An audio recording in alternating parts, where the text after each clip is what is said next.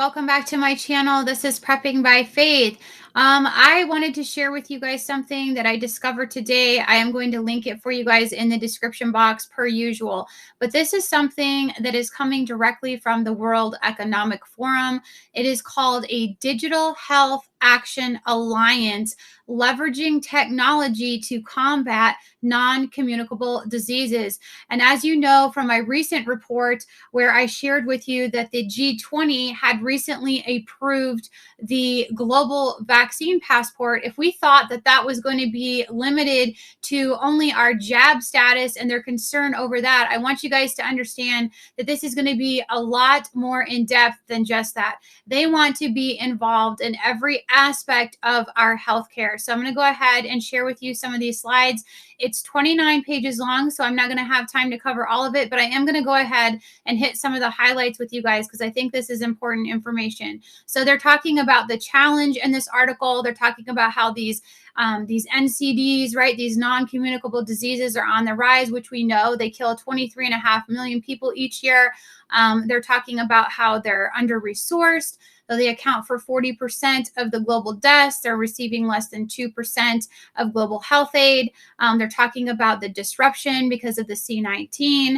And they're saying, hey, we've got to get in there. This human toll of non-communicable diseases is unacceptable. And this is coming from our beloved Dr. Tedros at the World Economic Forum. So they are talking about this targeting prevention in here. They're saying that this is a drain on the world's economy this decade if WHO best buys are not implemented. Notice they are working hand in hand with the World Health Organization, as we have stated many times before on this channel. They're talking about how they need to transform diagnostics, expand therapeutic access, and they need these innovative community healthcare projects. So they're saying projected healthcare workforce shortage by 2030.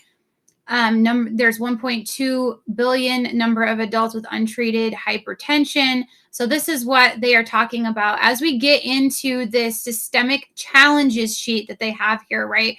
They're talking about how the last mile problem has traditionally made diagnostics the biggest gap in a cascade of care. They're talking about what I thought was really interesting in here is if you come over here, it says the lack of alignment between the WHO and the national regulatory procurement bodies fractures the market and decreases access and affordability. So they're trying to make a case to have the WHO be involved in all of our healthcare in every nation of the world. So this is, as we go down here, they start talking about these opportunities. You know, they want these digital solutions to provide affordable and scalable, culturally appropriate opportunities, right? They're talking about this transforming diagnostics. They talk about advances in digitization, AI, data transfer, and mobile technology in combination with point of care testing that they say can change this paradigm. So the problem with that, right, is that they want to make all this stuff digital. They want all this AI. They want all this technology, all this data transfer. That means that all of our healthcare records are going to be mobile. They're going to be able to be easily accessed by any entity that thinks that they want to have access to that. When I get into these shareholders and these stakeholders in a moment, you're going to see clearly who is involved in this, who is behind this. They're also going to talk in here about this group of people that is sort of at the helm of this project. I think this is really important to talk about. You know, I'm wondering exactly as we go along with this, how they intend to implement this, right? It's not going to just be these sort of virtual healthcare things that they want to shift to. How are they going to monitor us, right? To find out if we are at risk for, you know, type 2 diabetes, or if we are at risk for high blood pressure through obesity. There are going to be other measures, guys, that are going to be coming down the pike. I would imagine at some point implantations of some sort so that they can monitor our body's activities. They are going to want to know exactly how this is going to work. They're going to be moving that into that whole social credit scoring system. It's going to be a part of that because based on if you are at your healthiest is going to determine how you get viewed in society, how you're able to participate in society. It's all coming together. as we can see each one of these pieces. So they're talking about, I'm going to scroll down through here. This is sort of what they have done. I guess they have actually launched some of these tests way back in the beginning of the year. And this is kind of where they're at right now. They're in this sort of analysis phase, this theory of action. They're working on doing more of these, whatever these orientation gap analysis are. And then they're going to be having, their annual meeting, their Davos annual meeting in January of 2023.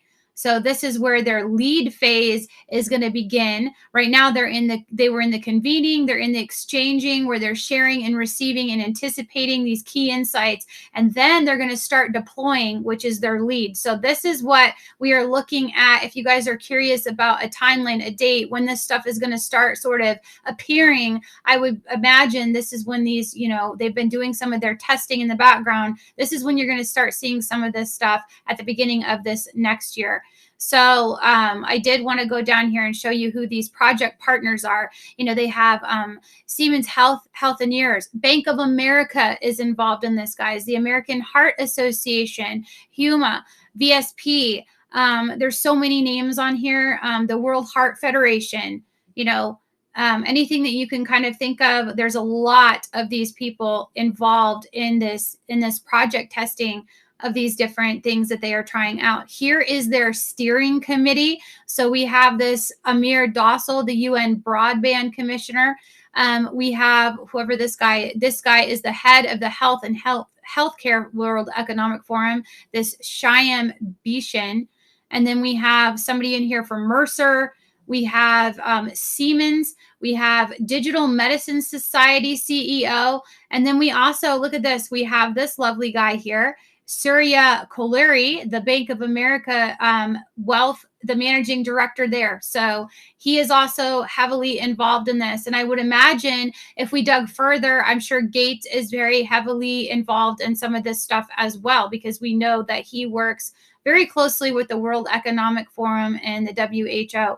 So I did want to touch on this. They are going to be, there's other slides in here where you can kind of see some of the stuff that they have gotten into as far as, different testing that they have already gone through. So case studies, if you guys want to check those out, there's so many different countries that they have done these case studies in. If you kind of go through them, you'll see, like in Delhi, they've done some. They did some in Alabama here. They also have some at Duke University. There is stuff in here in Uganda and Kenya, Saudi Arabia. Guys, they are doing these all over. This is not limited to just a single country. It is definitely all of these coming together. Rwanda, Tanzania. There's stuff in here about the Philippines and Germany and Italy and Microsoft, using Microsoft's expertise in cloud-based computing and artificial intelligence. So this is what is coming down the pike. I wanted to share this with you guys. I think it's important to get this information out there for you guys, so that you guys can look at it. This is what they want to do. They want all of our healthcare into this global system, this one world system that they are headed into. So I know a lot of people get kind of upset when you report on this information, but I feel the need to share this with you guys so that you guys understand what is coming. As far as how a solution for us, the only thing that I know to do is to continue to prepare, to continue, as far as healthcare goes, try to get ourselves as healthy as we can be.